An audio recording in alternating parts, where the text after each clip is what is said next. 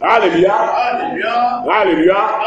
Alléluia. Alléluia. Alléluia. Le sang de Jésus-Christ est différent du sang d'Adam. Alléluia. Et le sang de Jésus-Christ, c'est celui qui sauve, celui qui sanctifie, celui qui purifie. Le sang d'Adam ne sanctifie pas, ne purifie pas. Le sang de Joseph ne sanctifie pas, ne purifie pas. Le sang de Marie ne sanctifie pas, ne purifie pas. Alléluia. Alléluia. Alléluia. Alléluia. Voilà pourquoi, nullement dans la Bible, nullement tu verras un vrai oint et serviteur de Dieu invoquer le sang de Moïse, le sang d'Adam, le sang de Joseph ou le sang de Marie. Est-ce que tu as une fois entendu cela? Mais c'est toujours le sang de Jésus qu'on invoque. Pourquoi? Ça veut dire que le sang de Jésus est particulier. Donc ce n'est pas un sang d'homme. Alléluia. Alléluia. Alléluia. Alléluia. Alléluia. Si le sang de Jésus n'est pas un sang d'homme, en ce moment la Bible nous dit la vérité, car la Bible dit que Jésus n'a point péché. Jésus est connu sans péché. Jésus n'a jamais péché. Ah donc, nous savons que tout être qui a en lui le sang humain a péché. Alors, si Marie est la mère biologique de Jésus, comment est-ce que Jésus n'a pas péché? Voilà l'interrogation. Il dit, femme, qu'y a-t-il entre toi et moi? Le sang qui est en toi, ce n'est pas le sang qui est en moi. Alléluia. Alléluia. Alléluia. Alléluia. Mystère et mystère. Vous direz, mais comment est-ce possible? Une femme porte un enfant dans son sein et c'est elle qui enfante, c'est-à-dire c'est elle qui pousse. Et puis tu dis que dans l'enfant qui est sorti d'elle, il n'y a pas son sang. Voilà les mystères cachés de Dieu. Alléluia. Alléluia. Alléluia. Les voies de Dieu sont insondables. Les voies de Dieu sont insondables. Alors, bien-aimés, il nous faut recevoir la révélation. Alors, par la parole, par le biais de l'Esprit Saint, le germe, la semence a été portée en Marie. L'enfant, spirituellement, a été mis en Marie. Est-ce que la science n'a pas également démontré que tu peux être une mère atteinte du VIH-Sida et l'enfant qui naîtra de toi n'aura pas de sida? Vous n'avez pas entendu? Ah donc, le sida se trouve où? Dans le sang. Dans le sang. Mais pourquoi la maman est reconnue sidéenne? Et puis, les scientifiques ont démontré que cette maman, si elle est suivie, si elle est traitée, l'enfant qui naîtra d'elle peut ne pas être atteint du moins du sida. Et puis ça a été prouvé. Pourquoi? Alors, voilà le mystère de Dieu. Dieu est capable, tout lui est possible de placer un enfant en toi sans que l'enfant porte ton sang. Effectivement, comme je l'ai démontré, l'enfant ne porte pas le sang de Marie parce que ce n'est pas le spermatozoïde de Marie qui a donné Jésus. Parce que le sang se trouve dans le sperme également, qui donne l'enfant. Alléluia. Alléluia. Et c'est à travers cela que tout sort, les dents, les yeux, la chair, le sang. C'est ça. Est-ce que je me fais comprendre? Alléluia. Alléluia. Alléluia. C'est comme une couveuse dans laquelle on dépose un enfant. Le ventre de Marie a été comme une couveuse dans laquelle Dieu a placé Jésus. Alléluia. Alléluia. Alléluia. Alléluia. Alléluia. Poursuivons. Poursuis la lecture. Sa mère dit au serviteur, Oui. faites ce qu'il vous dira. Alors, il ne faudrait pas que le mot main nous offusque. Nous avons démontré tout ça là par A plus B, les différents types de mères. Ce n'est pas erroné de dire que Marie est la mère de Jésus. Mais je dis Marie n'est pas la mère de Dieu, on l'a démontré. Marie est la mère de Jésus parce que c'est elle qui a poussé Jésus, c'est elle qui a porté Jésus. Mais elle n'est pas la mère biologique de Jésus parce qu'en Jésus, il n'y a pas son ADN, il n'y a pas son sang. Alléluia. Alléluia. Alléluia. C'est elle qui a élevé Jésus, donc c'est sa maman. Tu peux ne pas être une mère biologique, tu peux ne pas pousser un enfant, tu as élevé un enfant, tu es sa maman. C'est elle qui a élevé Jésus, c'est elle qui a éduqué Jésus. Joseph a élevé Jésus, il a éduqué Jésus. Donc Joseph aussi est le papa de Jésus. Mais on ne parle pas de ça, pourquoi? Parce que Marie est mieux éduquée pour mieux arnaquer le peuple de Dieu. Sinon Joseph aussi est le père de Jésus. Alléluia. Alléluia. Alléluia. Mais Joseph n'est pas le père de Dieu. Luc 1, 31, 38. Luc 1, 31, 38. Et un autre s'attelle de lui, Jean chapitre 20, 13, 15. Et voici, Oui. tu deviendras enceinte. Alors voici comment les choses se sont passées. Lorsqu'elle était vierge, elle n'avait pas encore contracté la grossesse. Tout à l'heure, je vous ai dit les différentes méthodes par lesquelles on peut contracter une grossesse. Alors, Dieu nous démontre le moyen par lequel elle a contracté cette grossesse. Et Dieu nous donne l'indication, l'explication du mot phare que Jésus a prononcé aux noces de Cana. Pourquoi il dit phare? Qu'il y a-t-il entre toi et moi? Oui. Et tu enfanteras un fils. Alors, l'ange Gabriel vient et apporte le message à Marie. Répète, reprends.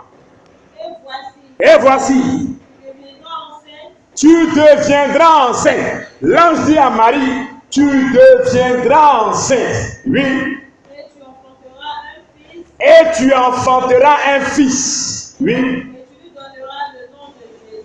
Et tu lui donneras le nom de Jésus. Et suivez bien. Oui.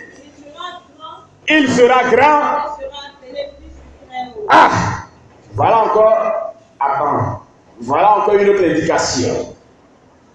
Dieu est entremetteur et Dieu ne peut se dédire ni se contredire. L'ange est bien clair. L'ange n'a pas adoré Marie. L'ange n'est pas en train d'adorer Marie. L'ange apporte un message à Marie. L'ange délivre un message à Marie. Et il lui dit, voici tu seras enceinte. Et le fils que tu porteras sera appelé quoi? Le fils de qui? Le fils de qui? Répétez, parlez. Ou bien vous dormez. Le fils que tu porteras sera appelé le fils de qui? Donc, Jésus, selon l'ange, est le fils du Très-Haut. Jésus est le fils de Dieu. Suivez bien, suivons bien. Jésus est le fils de Dieu. C'est l'ange qui le dit. Et l'ange dit, Marie, voici tu deviendras enceinte. Et tu enfanteras un fils. Et le fils que tu enfanteras sera appelé fils du Très-Haut. On va mettre une pause là pour mieux expliquer. Alors, comment reconnaît-on? Comment distingue-t-on le fils d'un tel, selon vous? Comment tu sauras que celui-ci est le fils du devancier Kouassi? Oui. 1, 2. C'est pas la réponse que je veux. Comment tu sauras, on peut se ressembler et puis ne pas avoir de paternité? Ça peut arriver. Est-ce que je me fais comprendre? Il y a un adage qui dit, on est deux sur terre. Ça peut arriver que tu ne connaisses pas quelqu'un et puis bizarrement vous vous ressemblez. Donc, la ressemblance n'est pas à 100%. Je dis, qu'est-ce qui peut faire que on dise que celui-là est le fils, par exemple, du devancier Kouassi? Hein? Le sang, oui, juste. Également le nom, tout simplement. Le nom des Campos. Alexandre Dieudonné, Décampos Moïse. Ah, attends, le chien s'appelle Décampos, l'enfant s'appelle Décampos. Mon petit vient. Ah, tu es le fils de papa. Oui, je suis le fils de. Alléluia. Est-ce qu'on me suit? Alléluia. Alléluia. Réglez le micro, réglez le micro. Alors, celui-là s'appelle Kouassi. Et il y a un dévancier qui s'appelle Kouassi. Maintenant, au-delà de tout ce que vous avez expliqué, ressemblance, comportement, caractère, le nom par-dessus tout vous donne des indications. Donc vous appelez le devancier, ah, c'est ton fils qui est là. Oui, c'est mon fils. Ou soit vous appelez le fils, ah, c'est ton papa. Oui, c'est mon papa. Mais si le devancier s'appelle Kouassi, et puis le jeune homme s'appelle Ouattara, il se ressemble. Est-ce que tu vas avoir le courage d'aller demander à Kouassi s'il est le père de Ouattara? Est-ce que je me fais comprendre? Alléluia. Alléluia. Alléluia. Le dévancier s'appelle Kouassi. Maintenant, la jeune fille s'appelle Saline, par exemple.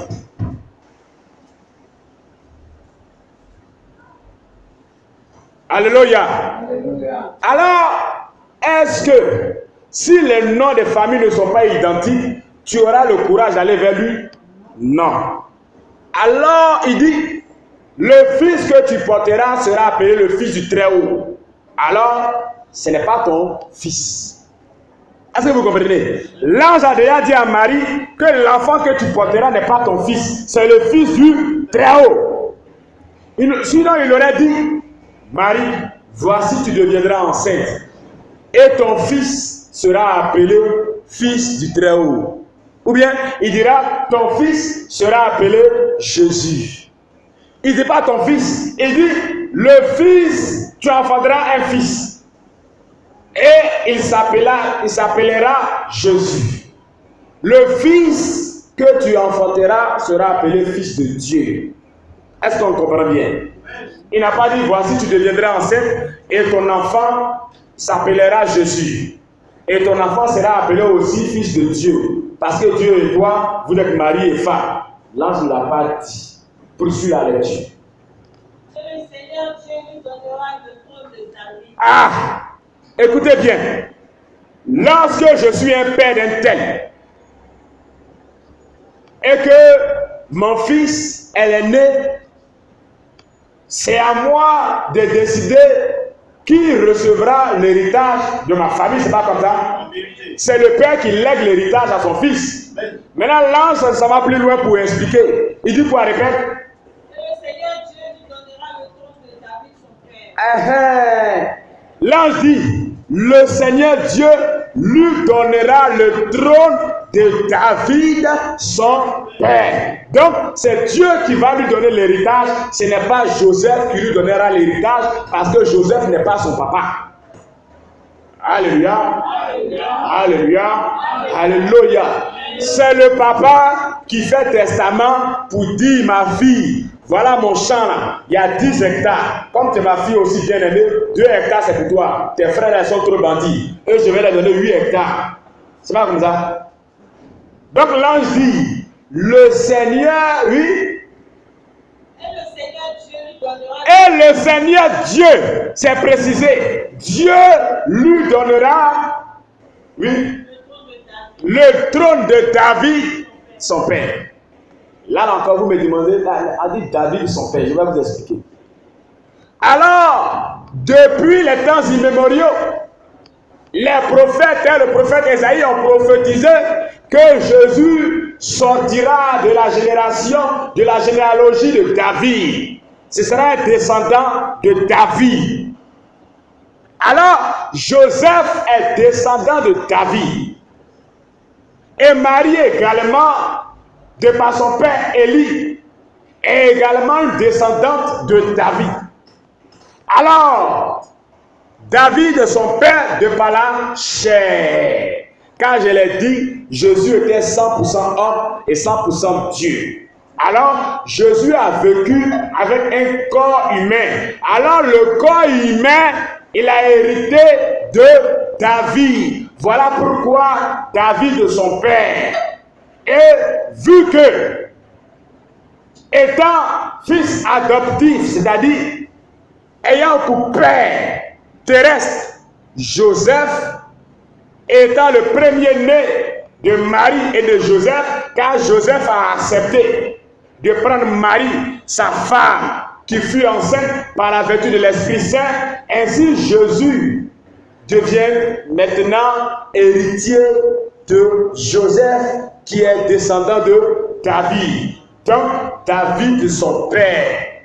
Est-ce que je me fais comprendre? Amen. Tu peux ne pas être le fils biologique d'un tel, mais point oui, point non, les blancs le font. Blanc donne son héritage à sa servante. Il donne son héritage à son boy, à son chauffeur. Il donne même un chien à chat. À plus de raison, l'homme, lui. Blanc, il a vu, il t'aime, il fait papier, et puis il change ton nom. Tu t'appelais Kouadio, il va t'appeler le bœuf. Parce que lui, il s'appelle le bœuf. Il t'a aimé avant de mourir, il met le bœuf Jean. Il a changé ton nom. Oh, ton frère papa s'appelle Kouadio. Ton père biologique. Mais il est devenu ton père. Quand on vous verra, on met dans le monde, sur les papiers, c'est ton papa. Hein? Donc, le mot père ne doit pas vous offusquer. Alors, il recevra le trône. Le Seigneur Dieu lui donnera le trône de David, son père. David fut son père par le biais de Joseph, qui est descendant de David. Donc, la chair. Alléluia. Alléluia. Alléluia. Poursuis un peu la lecture. Et un autre sa tête de lire. La première lecture du jour. Il régnera sur la maison de chacun éternellement. Oui. Et son règne n'aura point de fin. Oui. Marie dit alors. Oui. Comment cela se fera-t-il? Ah! Alors Marie va poser une question. Comment cela se fera-t-il? Pourquoi elle pose la question? Parce que Marie savait que pour mettre un enfant au monde, il faut connaître un homme. C'est-à-dire la femme doit connaître son homme. Pour qu'il y ait fusion, il y ait contact pour qu'un enfant naisse. Mais Marie est vierge. Elle était vierge. Donc elle dit à l'ange, mais comment ça va se faire? Mais suivez bien. Marie dit, comment ça va se faire? Oui. Puisque je ne connais point d'homme. Ah, elle a donné la réponse. Alléluia. Alléluia. Alléluia. Alléluia. Alléluia. Alléluia. Puisque je ne connais point d'homme, moi je sais, c'est vrai, je crois à ta parole. Je crains Dieu, j'ai la foi. C'est une caractéristique de Marie. Mais je suis réaliste et je suis lucide. Je sais que pour qu'une femme donne naissance à un enfant, elle doit connaître un homme. Mais moi, Marie, je suis vierge. Comment ça va se faire? Impossible. L'ange lui répondit. Écoutez la réponse. Écoutez la réponse pour mieux comprendre tout ce que j'ai expliqué. Oui. Le Saint-Esprit viendra sur toi. Le Saint-Esprit viendra sur toi. Et la puissance du Très-Haut Ah. couvrira de son ombre. Alors, le Saint-Esprit viendra sur toi et la puissance du Très-Haut te couvrira de son nom. Le Saint-Esprit est feu et lumière. Souvenez-vous d'un acte des apôtres. Des lampes de feu se posaient sur eux et ils prophétisaient en d'autres langues. Le Saint-Esprit et la puissance de Dieu, ce n'est pas un sperme. Ce n'est pas un sexe. Le Saint-Esprit et la puissance de Dieu n'est pas un sexe humain, parce qu'il y a certains qui vont vous rencontrer des hérésies pour dire le Saint-Esprit est venu et l'a couvert. Donc Dieu a couché avec elle. Est-ce que je me fais comprendre? Les gens sont malins, hein? Ils sont futés. Ils ont aussi des versets bibliques pour vous contrecarrer, parce que vous, peut-être, vous n'aurez pas la révélation. Et ils vont prendre au premier degré du sens du thème sans avoir le réma, sans aller dans la profondeur, sans avoir la vraie révélation du discours de Dieu, et ils vont vous mener en bateau. Le Saint-Esprit, nous savons ce que c'est, nous l'avons enseigné maintes fois. Le Saint-Esprit n'est rien de physique. Le Saint-Esprit, ce n'est pas le sexe d'homme. Le Saint-Esprit, ce n'est pas le sperme de l'homme. Dieu n'est pas venu coucher avec Marie pour qu'elle puisse donner naissance à un fils. Cela s'est fait de façon miraculeuse. Oui. C'est pourquoi le Saint-Esprit qui naîtra de toi sera appelé fils de Dieu. Ah! La différence et l'explication. Il dit c'est pourquoi. Pourquoi il dit c'est pourquoi? Parce que Marie a posé une interrogation, une préoccupation. Elle sait que pour donner naissance à un homme, un être vivant, il faut qu'il y ait accouplement, il y ait fusion, il y ait contact entre deux hommes. Maintenant, l'ange de l'Éternel, Dieu lui dit, le Saint-Esprit lui dit non, non, non, non, non. Il y a d'autres méthodes. Dieu est souverain. Ce n'est pas en contractant une grossesse par le biais d'un homme seulement que tu peux enfanter. Donc, l'ange lui démontre que Dieu est Dieu. Cela ne se fera pas comme ça. Puisque celui que tu porteras en toi sera le Fils de Dieu. C'est Dieu qui viendra poser son enfant par le biais de l'Esprit Saint en toi. Voilà comment les choses se feront.